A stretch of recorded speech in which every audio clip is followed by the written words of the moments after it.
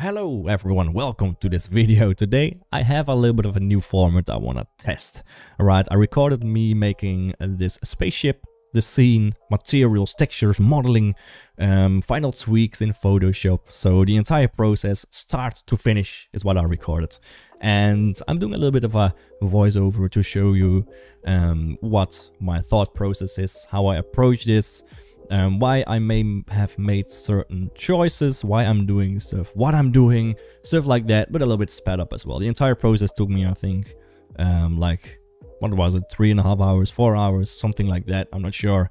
So I'm just speeding it up here and, well, talking over it. So let me know if you like this format. If you do, leave a like, a comment, subscribe. I think 90% of you guys are not subscribed. That's a lot. So let's dive right into it and let me know what you think. Right, so we're currently in Blender and you'll see me do some speed extruding, resizing. The shape I have in mind is something like a Formula 1 car, but in the shape of a spaceship. So that's what I'm aiming for. I'm adding subdivision loops here and there. I want a roundness, and in subdivisions is the easiest way for me to achieve that, right? So this is basically where I go all out, extruding faces, getting that base shape set up pretty much. It's very default stuff. We're extruding right here. We're adding loop cuts where we want sharper corners.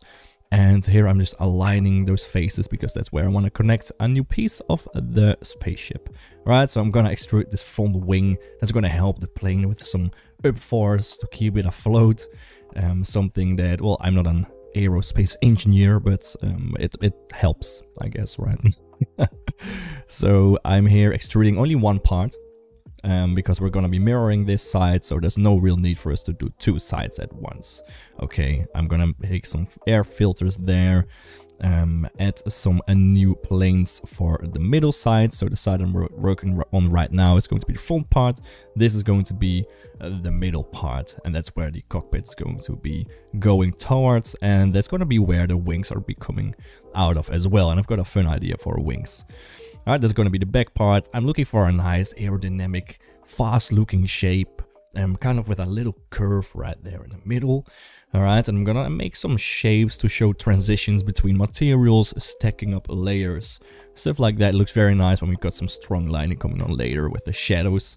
Those are the wings. Alright, I told you I had some nice idea. 3 separate wings that basically overlap each other a little bit. And, well, I'm struggling a little bit with the shape. I didn't really know what I wanted here. Adding loop cuts here and there, making edges stronger. I wanted to add like at least one booster to add some force behind the vehicle. It always looks better to have a thruster, for example, so you know how the plane is actually being propelled forward, right? Where that force is coming from to keep it actually driving, floating forward, flying forward, and upfloat as well. Want to make a little bit of a detail indent there as well. Details always work very nicely. I'm gonna make a nice little part on top here to show that that could be like a fuel inlet where a pipe goes through. Little side span wing there, and the reason why is because I still want a little thruster there on the side. I have these ideas in mind and I'm just trying to execute them as well as I can. Alright, so obviously we need some kind of a connection part to the wing there, so that's what I'm working on right here. We're connecting the wing and the engine to the wing. Alright, later on I'll be adding some textures that will show, for example, bolts that go through, or welding lines in Substance Painter works very nicely. And yeah, connecting the wings once again. We need those connections. You can't just have them come from the side. The wings get a lot of force. Obviously, they're the things that keep your plane afloat, your spaceship. So they need to be able to handle weight. So it needs to be attached to your plane, the main part of your plane properly. Okay, so make sure to show that as well. Make it look like the plane can actually work, perhaps. Actually get this force. They're making a little bottom part because it looks cool. Some things you just gotta add to make them look cool. Right here, more attachment points. I know this is going very, very fast, but it's a very repetitive process that I'm doing here, right? Extruding and connecting different parts with bridging faces. Here I'm making a little connecting part right there to get a nice little airflow going on as well. Okay, Now, more connecting of the wings. We have 3 wings. I'm making air gaps, right? Obviously, things need to be cooled down, so we need a lot of air inlets in the vehicle as well. Here we are, another big air inlet. It doesn't matter what it looks like on the inside. As long as it looks like there can be air entering, it works fine. And we can always make that dark in texturing. Right here is another air inlet. Beautiful, big one in the center. And it looks amazing as well.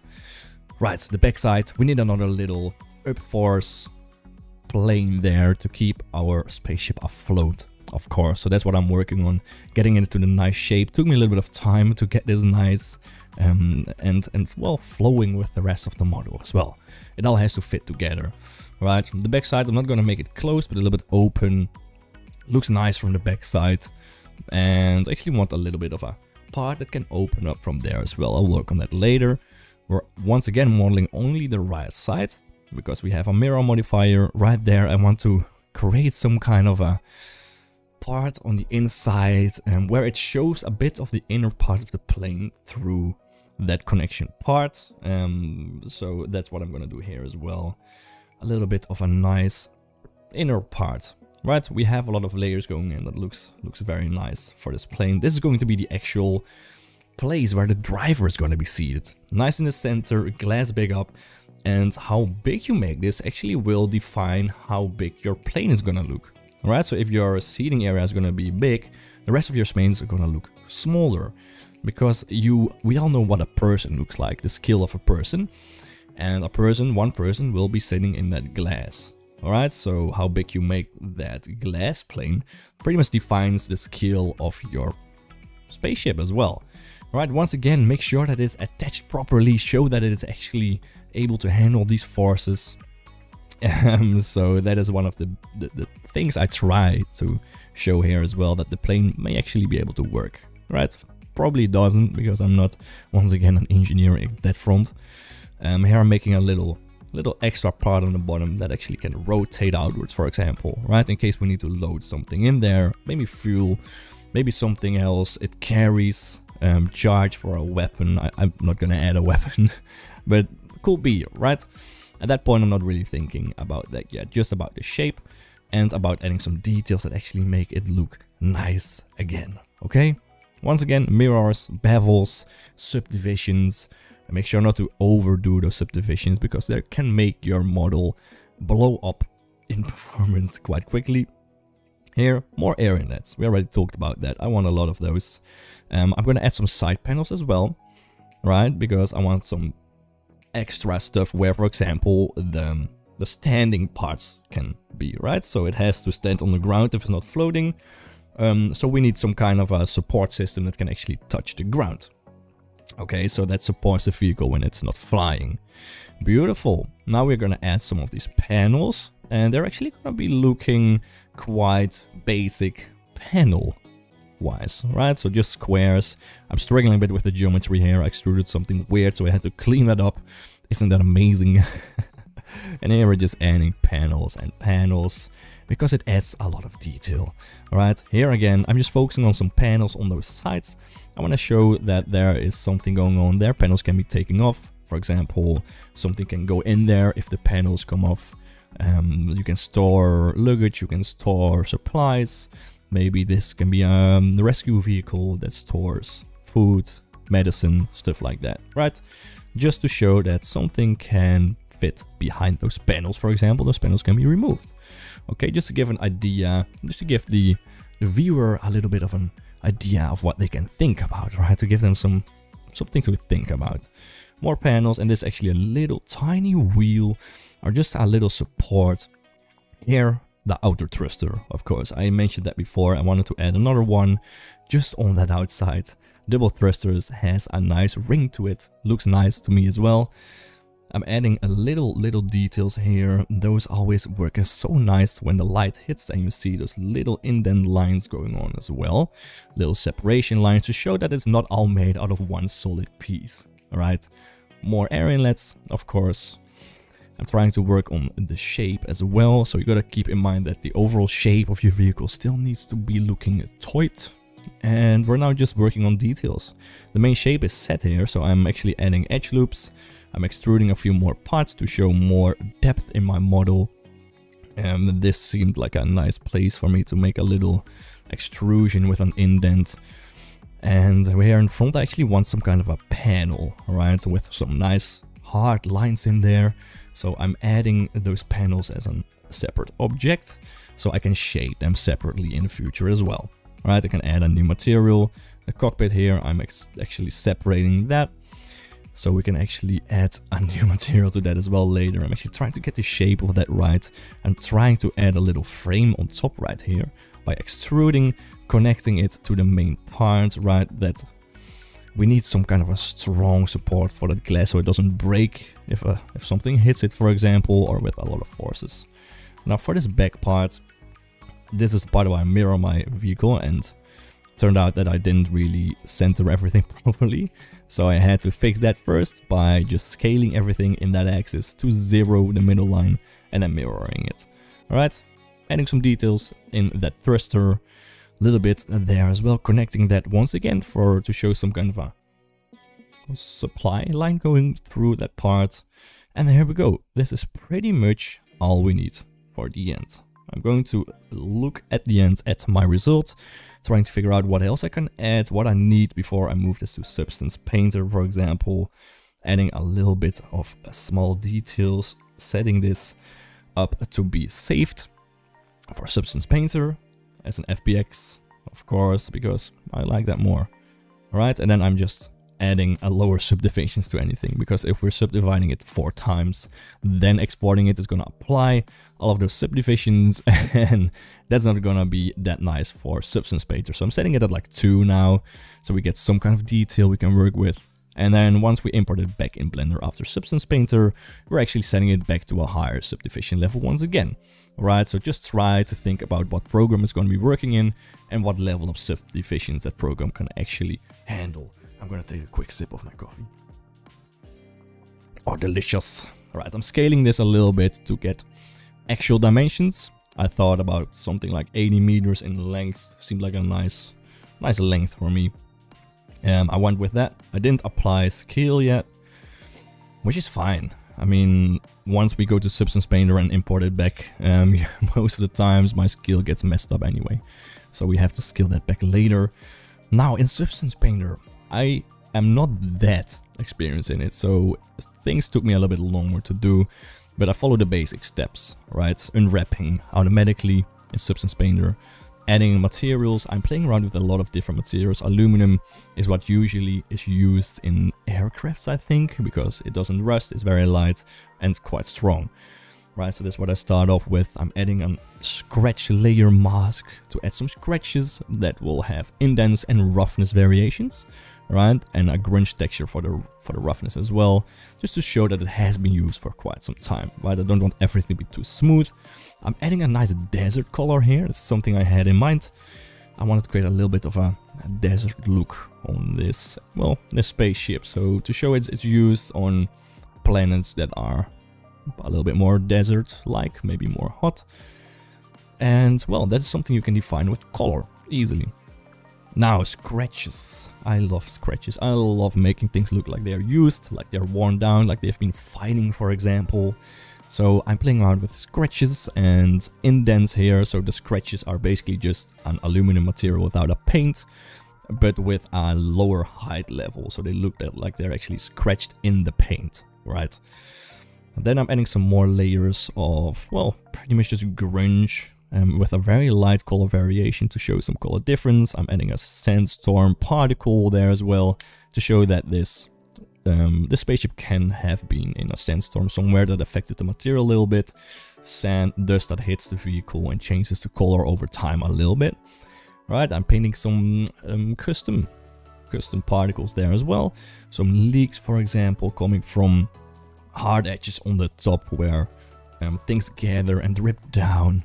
Oil streams, for example, leakage parts, stuff like that is what I'm trying to think about at this part, right? And this is just the main material. This is the overall metal aluminum material of the vehicle. Right here, I'm actually adding weld lines, so parts that look like they can't work.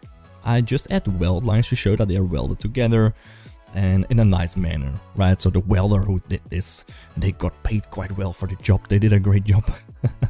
And yeah, that's what I'm just adding here on all the sides, where it looks like parts are just connected without a really way of them being connected, right? Now we're adding some color on the front. That's the part that usually gets hit by things first. I'm adding some discoloration there. First, just starting with white, and then later on I'll change the color to something a little bit darker. Here as well, that will get hit by stuff, and that's where things will gather and collect on the vehicle. I'm adding some nice looking grunge patterns there on the top. Pretty much because that's gonna be the part that gets, I think, hit the most by light, stuff like that. Things coming from the top is the flattest face, the most top face as well, so it's gonna be hit more even when it's in shadow, for example. So here, this is a nice part. This is where I'm gonna add some panels just by using a black small brush, and I'm using an actual drawing tablet for this. It's an Intuos one. You can see me drawing some lines over and over again. I hadn't used this in quite some time, so I had to really get back into the flow a little bit, especially with this ellipse. Drawing this over and over again. Adding some more panels. Later on I'll also play with the depth and the height of those lines to make it look like there's a little bit of an indent going on, to make them less, well, make them look less like they're actually drawn on, right? Now I'm adding some dots to show some small bolts going through there as well, right? Some small details. You won't really see them until you're really going to be looking close up, and then you basically see just a black dot that's part of the texture. But it works incredibly well, and you'll see that later as well, right? So I'm just drawing things in, little panels. They don't have to work, but I'm trying to think about them overlapping each other a little bit. Extra mass, extra armor at places where, for example, the ship is gonna get hit the most. So for the wings, for example, the back parts, things like this. This is where I realized that I'm working with a brush that's way too thick. So I had to remove all of this, draw it over again. You can hold shift and then you can draw straight lines, which is very useful because drawing straight lines is incredibly difficult for me, and I think for more artists as well. So this is where I just draw in all of these nice looking details. Here on the sides as well, I just want to have it look like there is some kind of layering. That's something I love when I look at spaceships. They have all of these panels looking nice. Now I'm not gonna model these, of course, that's gonna take a lot of time. So that's why we draw it, okay? Make it part of the texture. Works incredibly well, right? So, drawing these little dots at the center. I paused my recording here for a little second, so I'm going to talk over me, stopping this recording for a little bit.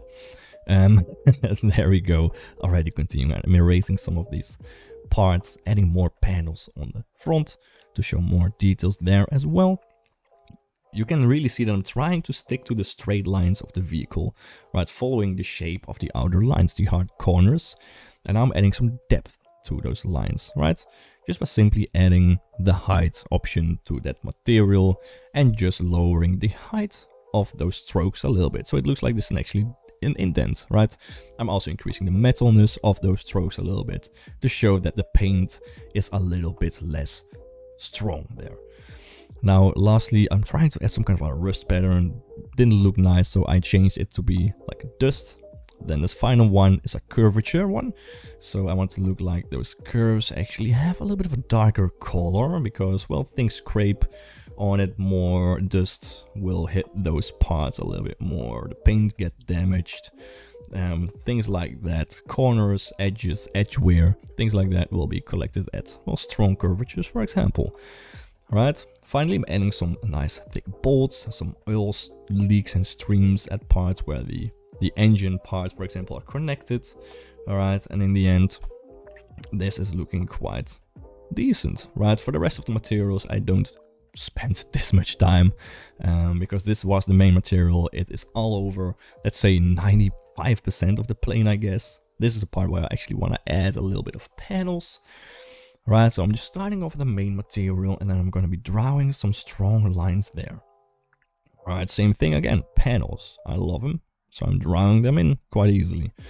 Alright, and it's very easy to do as well. You can even do it with the mouse. By holding shift, you will get the same straight lines. For those dots, I actually used the mouse. Just one click, and it will add that in there. Quite beautiful, right? Now, for those parts, I'm going with a little bit of a darker brown. Okay, I'm sticking to the brown vibes. I love it. It's now yellow. I'll change that to brown a little bit later. Alright, so here we are at the next level, which is going to be exporting this entire system back to Blender. Here we are. In Blender, it always looks a little bit better, right? It just does, because it's rendered with cycles, which looks, in my opinion, incredible. So I'm playing around with HDRIs, changing the panels, because for some reason I did not mirror that in Substance Painter, so I had to mirror that in Blender. We're adding a glass material here, cleaning up this geometry. It was incredibly messed up for some reason. I extruded that the wrong way, I guess, so I had to clean it up. Well, it happens. Sometimes we have to clean it up a little bit. So here we go. Extruding that inward a little bit and going outwards a little bit to show the connection of the spaceship, right? Adding a little bit of a solidify. My Blender crashed about 4 times here. Reason why is because I was using the UV unwrap from Substance Painter, which didn't work properly. So I had to actually use a different UV map and unwrap it again here, right? Works in the end, you just have to know why it happens, which, well, I didn't, so I had to figure that out after a few crashes. We're adding glass, we're adding a little bit of a transparent shader to it as well, to make it look like the person inside can actually see through that. Alright, now I'm playing around with this front part. There we go. And yeah, we're adding a scene now. First things, I wanted to add a floor. Now I thought maybe it would be nicer if it's actually flying, right? That's what planes do.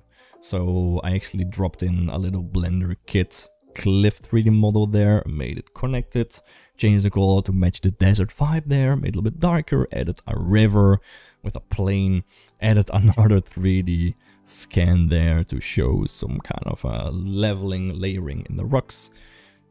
Changed that to the other side there. Added a background and with an emissive material to get some new light in the scene. I changed that later because it was a little bit too bright, but you can see here how quickly we can actually set up a plane. Now, one thing that I always add is a bit of fog, especially in a desert scene. I wanted to add a little bit of a fog material, a fog volumetric there. In the end, it didn't really work out that well. I like how it looks, but it looks too dusty. In my opinion, I like a little bit of a stronger visualization of the color and stuff a little bit more. A lot of details actually got lost when I used the volumetrics, so in a little bit you'll see me changing that entirely. I'm actually adding a little bit of a depth of field here with a motion blur by just parenting the camera to the vehicle and moving the vehicle, well, just in a straight line, and then just rendering out the frame right there in the middle, right? And that's how you get motion blur quite easily, because everything is in motion, but the camera moves with the plane, so the plane is not motion blurred, but the entire background will be. That is very, very easy to do. Now here I'm adding some volumetrics for the lines coming out of the actual engines, right? They will create some kind of a smoke there, so I'm adding that in as well. I'm using a Cloudscapes add-on that I bought. That's very easy to add some nice looking clouds, so great add-on. It's like 30 bucks. If you use clouds a lot, definitely a great way to go. I'm adding a lens distortion to show some, well, camera distortion, I guess. Some little bit of glare here. Results is looking quite alright. There we go. It's a little bit foggy, so I tried to change that a little bit, make it more contrast. But in the end, I felt like I lost too much details in this one. Right there, I'm adding some heat waves, which is actually a very, very nice way to add some heat to those engines. Alright, adding some Gaussian blur. Later on, we're adding some ripple effects to the blur in about 2 or 3 levels. So closest to the source of the heat is going to be the smallest ripple effect. The further away it's gonna have bigger chunks of those heat movements, right? So right here I actually re-rendered with a lower fog amount, which just brings back so much color in this piece. I like this way more, and I actually added a little bit of a sketch look to it by just adding more of the brown color, getting more of the blue color back in there.